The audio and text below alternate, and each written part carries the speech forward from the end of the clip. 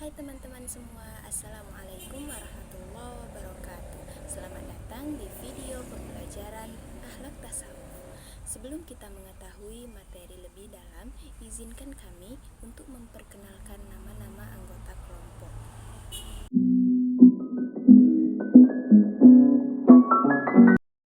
Bismillahirrahmanirrahim. Assalamualaikum warahmatullahi wabarakatuh.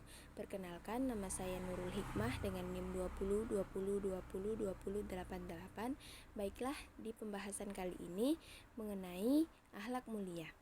Akhlak mulia ialah seluruh perilaku umat manusia yang sesuai dengan tuntutan Al-Quran dan hadis, yaitu adab sopan santun yang dicontohkan dan diajarkan Rasulullah Muhammad SAW kepada seluruh umat manusia ketika beliau masih hidup.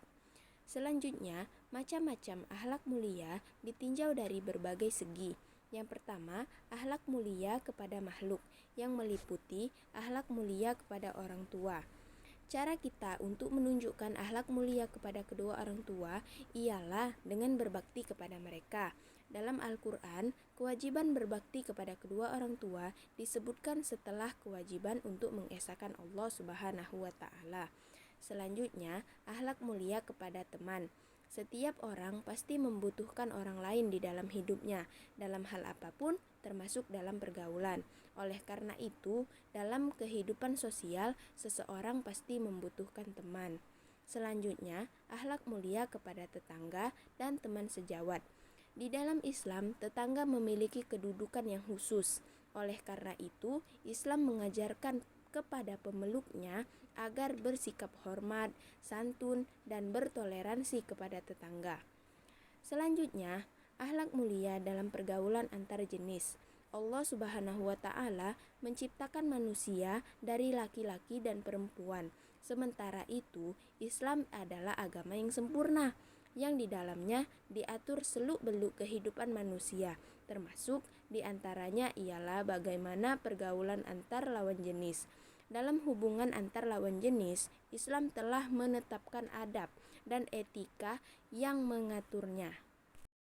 Yang kedua, akhlak mulia dalam pergaulan, yang meliputi yang pertama ialah menjaga lidah.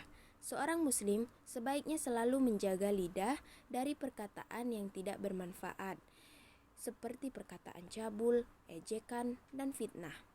Yang kedua yaitu malu. Seorang muslim hendaknya memiliki sifat pemalu dalam setiap keadaan. Namun demikian, sifat tersebut bukan berarti menghalanginya untuk mengatakan atau menyatakan kebenaran. Di antara sifat pemalu seseorang ialah ia tidak mencampuri urusan orang lain, memelihara pandangan, merendah diri, tidak meninggikan suara ketika berbicara. Yang ketiga, tawadu.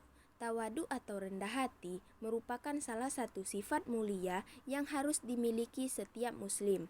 Dengan sifat ini, seseorang tidak merasa baik, lebih hebat, lebih tinggi, atau lebih segala-galanya dari orang lain. Yang keempat, toleransi. Islam adalah agama yang berlandaskan pada wahyu dari Allah Subhanahu wa Ta'ala. Tentu saja, wahyu Allah memiliki nilai kebenaran yang bersifat mutlak dan tidak perlu diragukan lagi. Oleh karena itu, jika ajaran Islam dilaksanakan dengan benar dalam kehidupan sehari-hari, maka dia akan memberikan rahmat, kasih sayang, dan kedamaian. Yang ketiga, akhlak dalam sikap, yang meliputi yang pertama, taat. Taat secara bahasa ialah mengerjakan sesuatu yang diperintahkan, yang menurut istilah yaitu bertindak, melaksanakan perintah dan menjauhi larangan, dan disertai dengan niat dan keyakinan. Yang kedua, qanaah. Qanaah artinya rela menerima dan merasa cukup dengan apa yang dimiliki, serta menjauhkan diri dari sifat tidak puas, merasa kurang, yang berlebihan. Dan yang ketiga ialah sabar. Ibnu Al-Qayyim Al-Jauziyah dalam Al-Madarij mengatakan bahwa akhlak mulia dibangun di atas 4 pilar. Yang utama, saling mendukung satu sama lain. 4 pilar itu ialah kesabaran, keberanian, keadilan, dan kesucian. Sabar merupakan pilar kebahagiaan seorang muslim. Dengan kesabaran, seorang muslim akan terjaga kemaksiatan, konsisten menjalankan ketaatan, dan tabah dalam menghadapi berbagai macam cobaan. Perkenalkan, nama saya Mufliha dengan NIM 20202020076. Di sini saya akan menjelaskan tentang faktor-faktor yang mempengaruhi pembentukan akhlak mulia. Yang pertama ada faktor internal.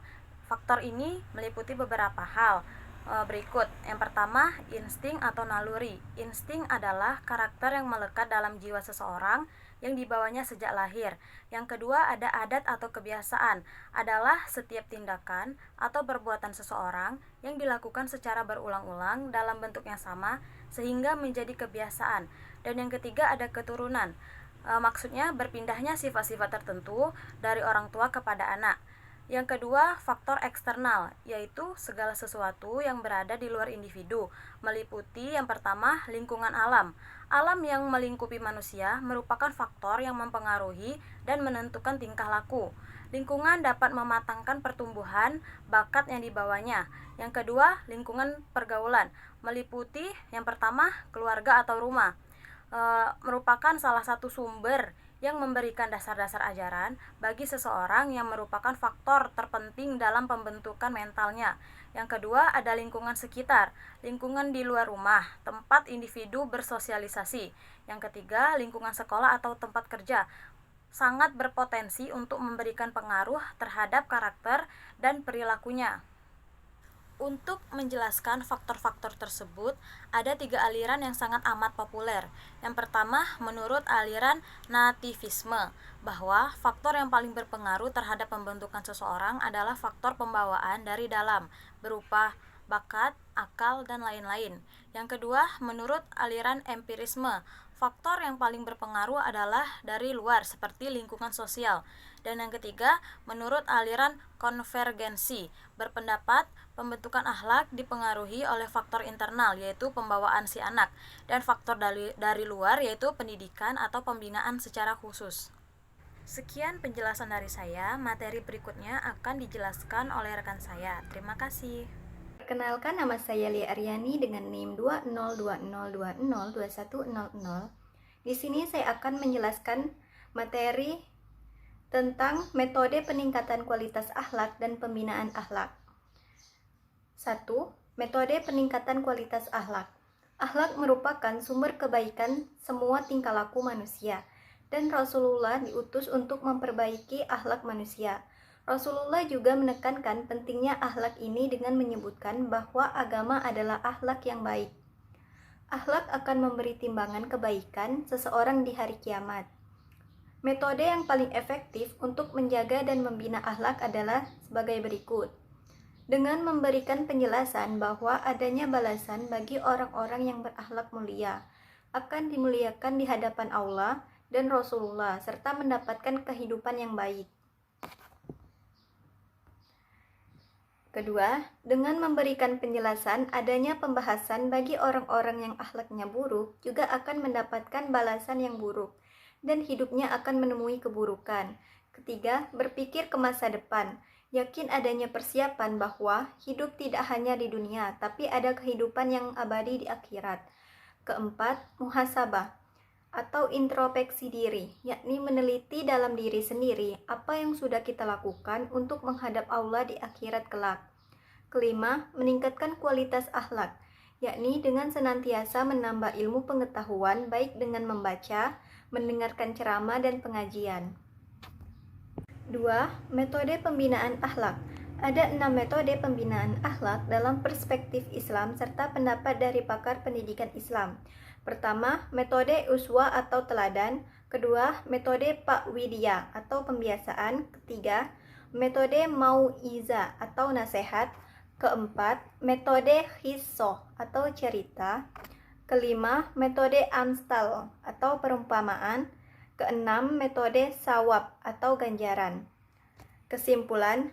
Kesimpulan dari materi yang saya jelaskan yaitu pengembangan kualitas akhlak, yaitu memberi timbangan kebaikan seseorang dengan akhlak baik. Pengembangan pembinaan akhlak yaitu teladan, pembahasan, nasihat, cerita, perumpamaan, dan ganjaran. Materi selanjutnya yang akan saya jelasi yaitu manfaat memiliki akhlak mulia. Hal yang menggambarkan bahwa manfaat dari akhlak mulia itu adalah keberuntungan hidup di dunia dan di akhirat.